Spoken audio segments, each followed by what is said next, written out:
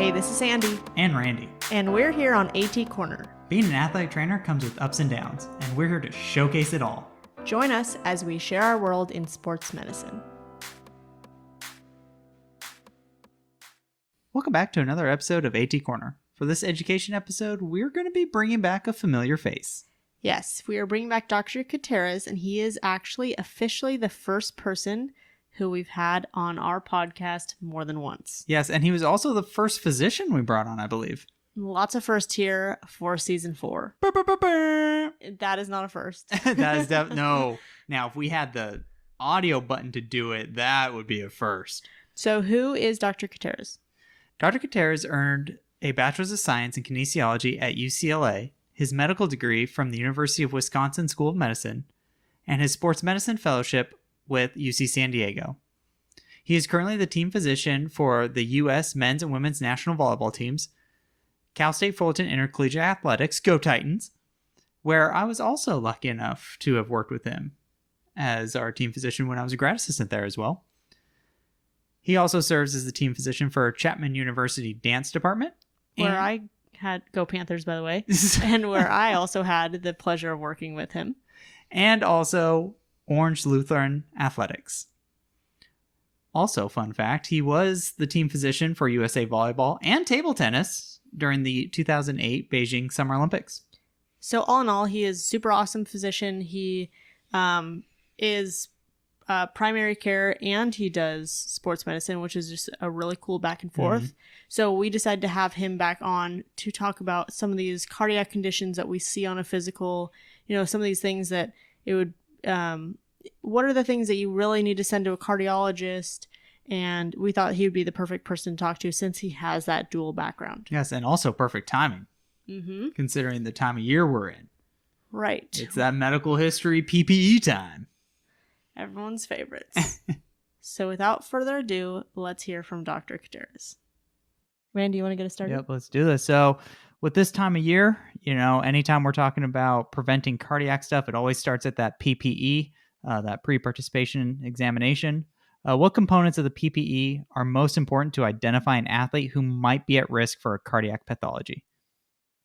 I think it's the athlete who's telling you about potential heart issues. They get somewhat dizzy when they exercise. They may feel like they're going to pass out.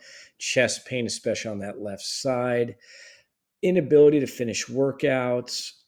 Shortness of breath. Those are things that definitely get my attention. So if you're seeing those on your PPE, those definitely require further evaluation. So do you have any recommendations on how to get that out of the athlete? Because, they kind of just mark no all the way down. But, when you're sitting there and talking with them, you can actually kind of get more of that conversation, more of that background. Do you have any recommendations on some of those questions that you can ask to actually get those cardiac questions kind of in the way? Sure. You sometimes appeal to their greater sense of self-preservation. So my athletes do the same thing. They'll have a bunch of X's or just a straight line down all the no answers. So I'll go through each one individually again. And then I'll mention, I'm sure you've heard in the media, I'm sure you saw athletes have been dropping, and sometimes we get no warning. Now, some athletes may have had warning, they didn't appreciate it. So you get maybe one chance of a warning sign. So if you maybe have had some, I'm not here to tell you can't play. I just want to make sure you continue to play. And every so often they might go, well, there was that time a month ago, or mom might chime in the corner, remember after practice that one day? So I think you just have to make it as personal as possible and try to remind them that our main goal is to put them back on the field. Absolutely. What about again, going back to that medical history, what role does that family history play? Are there any kind of questions that or answers that you would key on, okay, they have a family history of this, that could be a red flag? I can remember I had a patient a couple of years ago. I was asking about heart issues. Oh, yeah, my father and my grandfather have this thing called long QT syndrome. In fact, my grandfather was one of the original patients that was identified. Really? Let's get an EKG. Unfortunately, he had long QT syndrome. That was probably a softball toss. However, if you do have the family history, especially under age 50, close, your parent, your brother, your sister, and they've got an identifiable heart issue, I'll even ask, has a cardiologist ever said that your sibling or you should be tested? And Mm. even with that, I might have a very low threshold. Hey, let's at least get that EKG, that echo. Let's get that cardiology to chime in. And most families like, hey, no problem. We've already been through this. We don't want to dance this dance again. We don't want any uncertainty. So it's usually under age 50, exercise related, and something where it may have influenced that family member's ability to exercise. So speaking of EKGs, Mhm. is that something that you would recommend, just like spot treatments of, someone who you catch, or I know that some places do an EKG for all the athletes. Do Mhm. you see an added value of doing a mass EKG screening for your PPE process? Gee, there's nothing more controversial than that question. I think every time we go to a sports medicine conference and you throw out, hey, mass participation EKG, you just stand back and wait for the responses. I mean, the benefits, you might catch something you can't pick up Mhm. with your stethoscope in your history. You might identify an athlete and pick up something like long QT or aberrant left bundle branch, something that may save their lives. That's always the most important thing. Mhm. And some would say, hey, catch one athlete's well worth the time, the cost, the effort. What's the downside is the time, the cost, the effort. We have limited resources. So there's only so many hours in the day, and how many people are needed to read these, interpret them, and follow up with those that are somewhat sketchy. There have been good studies that have looked at mass participation EKGs. Yes, they've identified findings that will save lives. Mhm. Unfortunately, there have been cases where somebody got an EKG, it looked great, or maybe they had an abnormality. Further testing looked good, and they still had a cardiac event. So it really boils down to resources. Are we going to use our resources more for this? Or do we want to say, hey, let's make sure we're doing secondary prevention. Let's make sure we're getting kids vaccines. Let's make sure kids are wearing their seatbelts or doing other things that will help keep them alive. Yeah, I remember hearing just that debate, just the back and forth. Like, is it, and it goes back to that cost. Like, is it, are we should we be throwing the resources this way or should it be somewhere different for sure? It's definitely, it's hard to, put a value, and I'm not trying to make a value Mhm. judgment, but just a reality thing. I think I heard once if we got EKGs on every kid in America, let's say entering high school, and asked every pediatric cardiologist to chime in, that's all they would do. And, some pediatric cardiologists would say, I want to make sure I'm seeing my kids with congenital heart issues and the other things that we've already identified. So again, do we have the resources? Yeah, absolutely. So in this now post-COVID world, one of the things we have to think about is how has COVID maybe changed the risk, especially early on in the pandemic, there were some possibilities of cardiac complications. Have we seen anything that a history of COVID adds some kind of increased risk to a cardiac pathology? I know early on we were really afraid about myocarditis, and we were checking athletes at minimum with EKG, troponin levels, cardiac MRIs, and we found a few cases, and it scared us. I mean, the initial data was coming out 1 out of 3 athletes, and this was horrible. Oof. Thankfully, those data were not replicated. The numbers are probably what, 1 to 2%. So I think at minimum, you've got to sit down with the athlete and go through your same screening you Mm. would as a PPE: chest pain, exercise intolerance. Now, exercise intolerance after COVID is not uncommon. Mhm. So you have to kind of tease out, are you just slowly coming back and deconditioned, or do we have to look at that further? One thing that we are seeing more in our post COVID population is something called postural orthostatic tachycardia syndrome, which is where the heart rate is higher than it needs to be. And often these athletes will complain of dizziness, brain fog, headache, and not just exercise intolerance, life intolerance. So they can't even go to Mm. class. They get tired getting out of bed. So that's another thing to keep in the back of your mind. As you're the athletic trainer watching this athlete come back from COVID, there's a difference between, okay, they're a little bit slow, but they're still going to class. Day by day, they're getting better. And whoa, this kid's a couple weeks out and they're struggling just to maintain daily life activities. That's somebody who definitely needs more evaluation. Oh, for sure. So speaking of those cardiac conditions, what are some cardiac conditions that the AT is most likely to come across? Because I know you talked about like long QT syndrome, and we talk about hypertrophic Mhm. myopathy and heart murmurs, but what are some conditions that we might come across? Well, often you're only going to find the hypertrophic cardiomyopathy and or the arrhythmia on the back end, which nobody ever wants to find. Mhm. You're going to have a lot of athletes just coming in with chest pain, dizziness, and it's tough because hey, it's the first week of conditioning. Are you relatively deconditioned? Are you pushing yourself maybe a bit more than you think you should? Or is this something a little bit different? And again, the athlete's probably going to want to downplay symptomatology. They want to stay on the field. So I think that's a tough job. It's a tough job in my office. Sometimes I'll look at the athlete and go, I'm not sure where to go with this, but the default is always to be cautious. Mm-hmm. I'd rather get a perfectly clean bill of health and everybody reacts happily versus finding out the hard way. So I think those are the things you're going to find.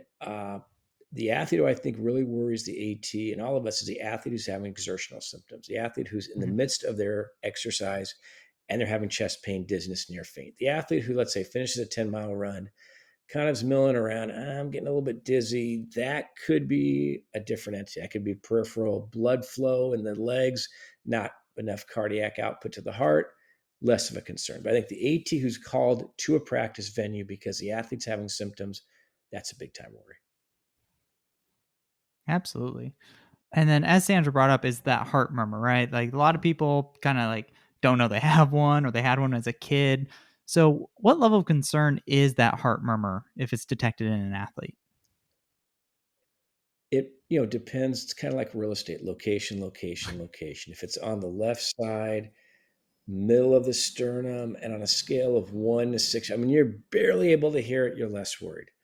If it's, let's say, maybe more towards the axillary area because of left ventricular hypertrophy, or you don't need that stethoscope, that gets your attention. The other is the murmur that when I lie an athlete down, I don't hear it much. But when I stand him up, all of a sudden I hear it. That's pathomnemonic. That's like your board question for hypertrophic cardiomyopathy. So I always Oh, teach people, listen to the athlete lying down, then sit him up, then stand him up. So if you lie him down, there's nothing. You stand him up and whoa, I'm hearing that 2 out of 6 murmur on the left side. Let's look into that further because that could be a giveaway for hypertrophic cardiomyopathy, which on the order of things we're looking for, it's one of the more common things. okay. I didn't know that part about that change in position possibly being a red flag for hypertrophic cardiomyopathy. That's good to know. Why is that? It's the way blood flow, when you're lying down, there's ample blood flow through the heart because there's really no resistance to the cardiac outflow. When you stand somebody up, there's obviously a little bit of resistance to getting blood flow more peripherally, and it reduces cardiac return to the heart. And that can actually amplify the murmur because the hypertrophic ventricle doesn't pump out as much. And so there's a little bit more resistance to it. There's not as much blood flow coming out. Okay. So, and it's also important to listen, to get a nice quiet environment. I mean, most offices, most ATRs, let's be honest, aren't the quietest places on the planet. So, maybe getting into that quiet room or asking the athlete to wait till, the soccer team is done getting taped. Okay, now we can take a listen to you. Yeah, that's good. That's good to know for sure. Yeah, we definitely know it's kind of hard to get a nice quiet spot Yeah. throughout the day. You can find your sweet spot. Yeah, for sure. There's a lull at some point. At some point, for a few minutes. Yep. Not when you're trying to eat your lunch, though. No. Goodness. They know, by the way. Never They stop know to when take you're a eating break. lunch. That's like a guarantee. It's my break time. I'm hungry. Guaranteed something will happen. 100%. 100%.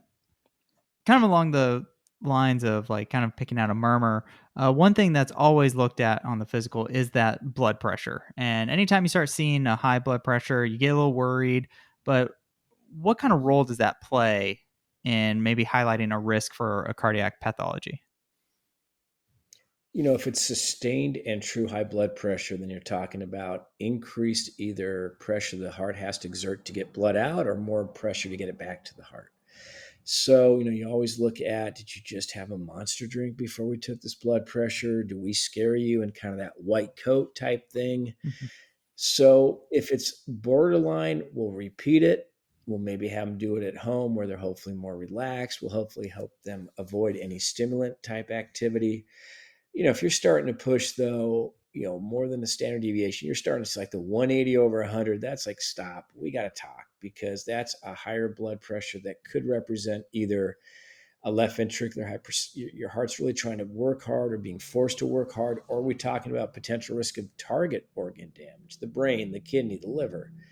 So, you always want to repeat it, but you always want to keep that standard of if it's already pretty high now and we repeat it still high, then we have to react to it. And it's important to have the right size. A lot of times, with kids, especially who are growing, we want that cuff to be about 2/3 of the upper arm. Mm-hmm. And we've got some kids who, let's be honest, they're not kids. They're like adults plus. So you bring in that nice little blood pressure cuff, guaranteed they're going to be high. So we want to give them the benefit of the doubt. But if you got the right cuff and the right technique and they're still high, got to work off it. Oh, God. No, seriously. We get so many of our football guys who need to redo their blood pressure. Like Yes. every year we do our physicals, and it's just a lot of times it's because we just don't bring out the big blood pressure cuffs. Speaking of kind of like that, especially like technique, one of the nice things is like, hey, those automatic ones are quick and easy, but how does that compare to just going with a manual blood pressure reading? I think the manual, you can make sure you put the cuff on the right way. You can make sure you auscultate and hear the start and the end of that cardiac sound. And you can also talk to the athlete. Hey, relax your arm. Let's have you sit for 5 minutes. Let's have you calm down. So, if you told me, okay, I'm going to be doing my father's got a manual blood pressure cuff at home, I'm going to get some values. Cool. Let's at least start with that. But if we're going to be making decisions, it's probably best to have that handheld blood pressure cuff and the stethoscope ready to go. Is there a difference for you if someone has a high systolic or a high diastolic value? Like if they had like a higher diastolic value, would you be more concerned than if they had a higher systolic value? I think we look at both. I think maybe a bit more systolic tends to be the one that runs higher, but we look at both. So if you're looking at, systolic pressures that are above, like the 99th percentile for age, we use age, we use gender, and we use height. Obviously, tall people get a bit benefit of the doubt. Once you hit the adult world, 18 or above, if you're starting to push the 160 over 95 to 100, you're starting to get a little bit more nervous. But I think we tend to see more of the systolic, the blood pressure that's high when the heart's trying to pump blood out, as the bigger problem. Got it. So now going on the conversation no one wants to have, what cardiac conditions would be identified as probably being disqualifying for athletic participation? It depends. If you look at the literature, when I'm not going to age myself too much, but when I started doing this 25 years ago, the list of conditions that were absolute, thou shalt not participate, you're basically going to start doing tiddlywinks, was pretty long. I'll bring up long QT again. Back in the day, that was, don't even talk about it. Well, this young man and many like him now can be possibly on beta blockade, or they might have an internal defibrillator or an extra. They're allowed to participate. If you had fast forwarded 20 years, I would have said no way in heck, but here we are. Yeah. So there are still conditions. Maybe the long QT that does not shorten with exertion is going to be a bit more worrisome. Or maybe that's the kind of kid, I don't think you should be doing swimming or cross-country running where you're way off campus. If you have an event, no one's there to help you. I think we're doing more individualized. What events do you want to do? What activities? Risk tolerance up to a certain point, between you and also your institution, because, it's a big event when somebody goes down. Like this one man, we were talking, well, we'll have a defibrillator. Okay, that's great, but you're going to have 30 to 40 people watching this. Yeah. Is the league going to be cool with it? And everybody, we talked through it and never had to use it, thank God, but that was part of the discussion. That was not anything we would even think about years ago. It's like, no, you're done, see ya. Hypertrophic cardiomyopathy depends on the degree. Aortic stenosis, aortic valve issues, we see a lot of those in our taller athletes. There are certain numbers, yes, we've had to ask some athletes not to participate because those numbers were too high, too risky of an aortic dissection. So there are certain conditions that definitely get your attention. And yet then again, we've seen commotio cordis, those athletes return to play. We've seen VFib, sometimes those athletes come back to play. So I think we're moving more towards individualized, looking at genetic testing, looking at further evaluation. So the list of absolutes is getting shorter. That's great to hear. Yeah, I was going to say that's awesome. Especially like you said, that individualized kind of approach, like really taking in the individual factors as opposed to just a generic, oh yeah, no, you have this, you're out. I mean, that's something I was going to bring up Right. too, because even like we talk about, if you have an athlete who participates in aquatics and they have epilepsy, Mhm. if they can participate, but if it's uncontrolled, obviously that's not something that you want to have them in the pool, right? So it was really good to hear you talk about, like, oh, if we maybe not the pool, but it's not totally across the Yeah. board disqualifying for everything. Right. So sometimes you walk in the room with, I'm going to give you a list of what we think you can do, and let's focus Mm-hmm. on that first. Hopefully, you find something on that list that's appealing to you. Now, if your sport of choice is on the not as good list, we'll talk. Mhm. But yeah, I think at least we have those conversations a lot more than we used to. Yeah, that was what we were going to lead into next, is like, how do you kind of have that conversation, especially if it's maybe an athlete who didn't know that they may have had a condition and then they just found out like through the PPE process? Like, how do you have that, like, hey, you may not be able to do this sport anymore? I think, you go through what you have objectively. What have we found? Have we come to a pretty good clarity that this is what you've got? Ask the athlete to kind of give you what they understand about it. Then we bring up what we know and don't know. This might be a condition that could have a higher risk. Uh, is that a 2%, 5%? Hard to say. Obviously, you bring in people who are important, their parents, grandparents, spouses, whoever's involved in this decision. You do not hesitate to seek out other care. So if there's somebody even on the other side of the country who sees more of this or has seen this at the level of this athlete, you want their opinion. Even if we all come to the same conclusion, at least they know that it's been run up Mhm. through people who have done this. And then you really empathize. Hey, this is terrible. I mean, this is not what I expected. I'm not real pleased to walk in this room to be the bad guy. At the same time, I want to have this conversation with you 20 years from now. Yeah. And again, there's enough out there that athletes will have seen where you don't think that's going to be you, but you really don't want to be that one. Mm-hmm. You don't want to be the one that's leading off ESPN Sports Center because there was an outcome that was unfavorable. It's just not what the kind of pressure we want to put on you and your family. Absolutely. Yeah, for sure. Absolutely. Those are some really great tips to having that conversation, because Mhm. it's something that no one really wants to talk about. No, no. And it's sometimes a conversation that evolves. So you kind of begin to have it, then you pull back a bit, then you give a bit more of it, then you pull back. And Mhm. you're always waiting for the athlete. I mean, your assumptions, they're going to be just upset. I never want to play. I want to play, whatever. There are times like, you know what, this ain't worth it. They may come to a conclusion that makes it never easy, but Mhm. at least a bit more understandable. And then you always want to have backup plans. What can you do? Can you become a team manager? Do we have psychological support? Because even if they say, I'll be fine with it, no, they won't. First game that they miss, the first training camp they miss, there's going to be some issues. So you always want to have the right support. If the athlete wants to stay close to the team, great. If they say, I just want to walk away, I don't want to even be close because it's going to be too tantalizing, totally understand.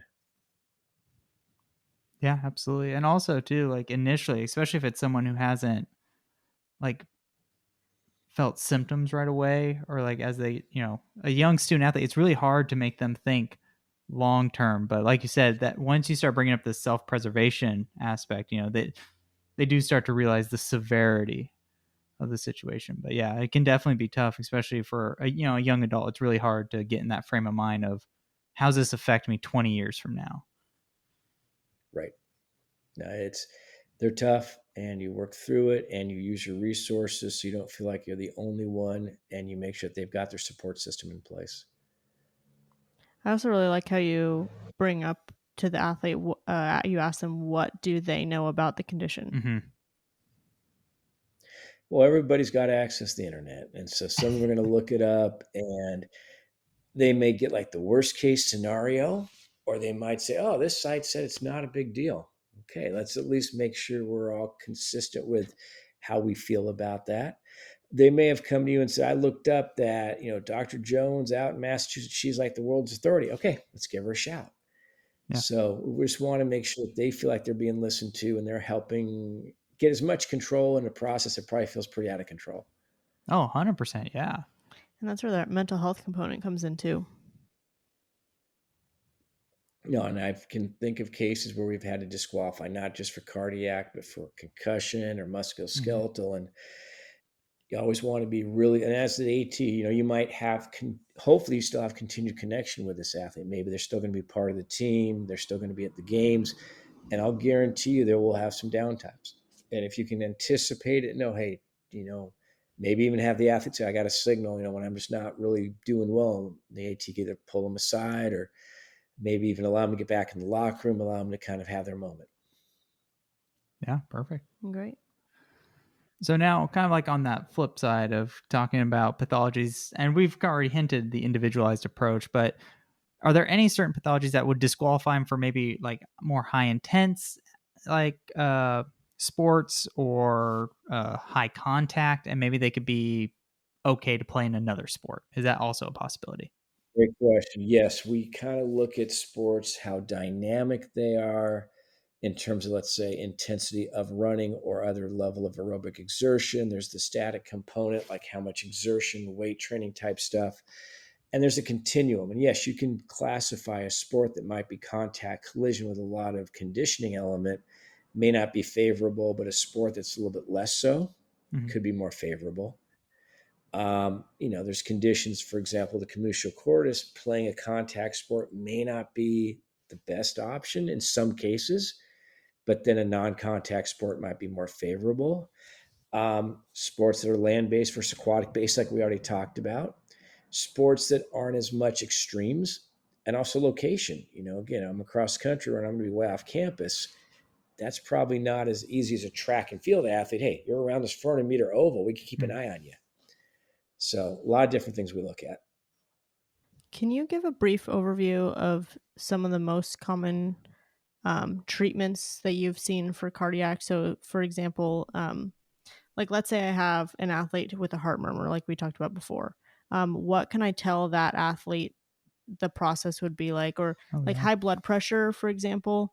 I have, if you have chronic high blood pressure, you might just need to get on meds and then we can get you to play. Can you go over kind of the most common and like kind of like those simple, um, what we need to do to get you to return to play?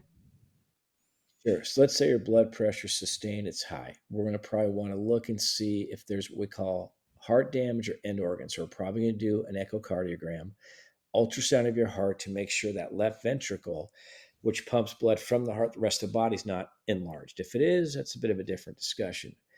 We're going to maybe look at labs to see that liver, kidney function are okay, that we're not seeing the kidney values off. That could represent either the kidney's the cause of this blood pressure issue and or it's being damaged because of it. We're going to maybe check the eyes to make sure there's not any changes in the retina from high blood pressure. And then we're going to probably look at other things that come with high blood pressure. Maybe check sugar levels for diabetes. We'll probably look at height and weight. We may even look at cholesterol. Once we've done all that, if we have not found end organ damage, then there's less of an immediate concern. We'd still like to get the pressure down. We've got to be cautious, though, because some of our blood pressure treatments either affect athletic performance and or are banned. Diuretics, which get rid of extra fluid, really good for blood pressure, but if you're doing drug testing, there's a bit of a problem there, so we can't use those. Beta blockers, really good for reducing blood pressure, but they also reduce the heart rate. You can't get as high a heart rate. So if I'm an athlete, that kind of stinks. So we often have to tailor the treatment to what the athlete's demands are and that we don't mess up with either athletic performance and or drug testing issues. A murmur, first thing we're going to do is probably do that EKG or echo to look and see, is it more of a functional murmur or is there something in the heart or the aorta that's causing it? So it's getting more information before we jump up and down and say, hey, there's a big problem here. It kind of helps giving that the athletes like an idea of like what's going to happen next. Right. And they all, the challenge too is often these will come up PPE right before start of season. They want to see the cardiologist yesterday. And sometimes, they can get in pretty quick. Sometimes they can't. Sometimes the primary or the sports medicine team can at least get the echo, get the labs, at least give us a starting point. So at least, collaboration with your medical colleagues and, everything's kind of immediate when the start of the season comes, or it's a higher profile athlete. But at least, we want to do our diligence. We want to do it the right way. If we can help expedite, obviously, but we also don't want to, it's the start of the season. We'll just get it when we can. Go play. We always want to make sure we do our diligence before we let an athlete go back. Absolutely, for sure. Especially when you're talking about cardiac. 100%. It's been such a hot topic lately. Yes. So it's season 4. We're still bringing action items. You ready? Yep. Go ahead. So we like to do, just to wrap up the end of the podcast, we just like to get an action item, something that is tangible that athletic trainers can kind of take away from this episode to their practice today. So Dr. Koutures, what are some key red flags for a cardiologist referral in your opinion? Anything that happens with exertion. So if the athlete in the midst of their sport or activities telling you chest pain, dizziness, headache, blurred vision, that's a stop everything. Don't pass go. Do not collect $200. You probably need to see the cardiologist. I'd say if the blood pressure is quite high, what we call stage 2 or above the 99th percentile, that needs to be seen. And then if there's a murmur, listen to the different positions. Listen lying down, sitting up, standing up. And the murmur that's heard standing up but not lying down probably gets a direct visit to the cardiologist. Boom. Awesome. Yeah, thank you. That was perfect. That Quick summed it and up real easy. well. Yeah. Mm-hmm. Good to hear. Especially because I feel like cardiology or like a cardiac event or pathology, like you learn it for the BOC, you take your exam, and then it's like you have to because you don't hopefully you don't see it a lot, and you have to remember, okay, wait, what was that condition? What does that might pop out to? So it's a good reminder for sure. Yeah. And again, it's tough because athletes will come in with, my chest hurts today. And it could be, again, you're deconditioned. You got a bit of a breathing episode. Could it be as you're running through all these different things? And then before you learn, go to ask them the next question, out the door because practice started again. Yep. So it can be challenging. The athlete who is truly got an issue maybe takes a knee easier because, okay, you're done. You're done. We're going to, you've stopped yourself. But see, athletes got that more casual interaction. By the way, as they're running off to practice, those are always the ones that get your attention. Oh, for sure. Which is also why it's really good to have our docs in our corner. Big time. Thank you, Dr. Koutures. Yeah. Thank you so much, Dr. Koutures. This was awesome. Thank you for the opportunity. I really appreciate it. So one thing that I really enjoyed with our conversation with Dr. Koutures was how much he highlighted that personalized medicine approach towards a cardiac condition, because he did bring up a good point about that kind of old school thought of, or at least what was initially viewed as, hey, if you have these conditions, that's a complete no-go. Whereas nowadays you can kind of get a little more creative on okay, maybe it's not a no-go, but maybe it's a no-go for this sport or maybe this activity. Which, I can see how if you've grown up playing soccer all your life without getting a real cardiac look, and then all of a sudden, you go to play intercollegiate athletics or even high school athletics, and you have someone telling you no, you can't play that sport. You got to play a different sport. That's devastating. Yeah. So it is nice to hear that just the evidence behind it and the way we practice medicine is also going to follow that. How we've talked about anything in medicine is how, that personalized touch is what we should be shooting for and what we should be striving for. Also, a good just rule of thumb is more cautious is always better. Mm-hmm. Taking the cautious, you might get some frustrations. You might get someone who's a little upset, but you know what? You covered your bases, right? We're making sure that person is A-okay. Right. Something you don't really want to be wrong about. 100%. And, I feel like this episode was really refreshing considering just everything cardiac that's happened the past year. Mm-hmm. We all know about the Damar Hamlin case in early part of the year. And then also this summer, there was another high profile athlete that had a cardiac event. Well, there are so many of our athletic trainers who listen who have dealt with cardiac incidents that weren't in the news. 100%. Absolutely. So we hope that you can take some of this information and apply it to some of your upcoming or future PPEs. If you guys are new, we do every other episode as education or stories. This one was an education episode. Next week, we are going back to our story episodes where we take stories from real life athletic trainers and compile them on a certain topic.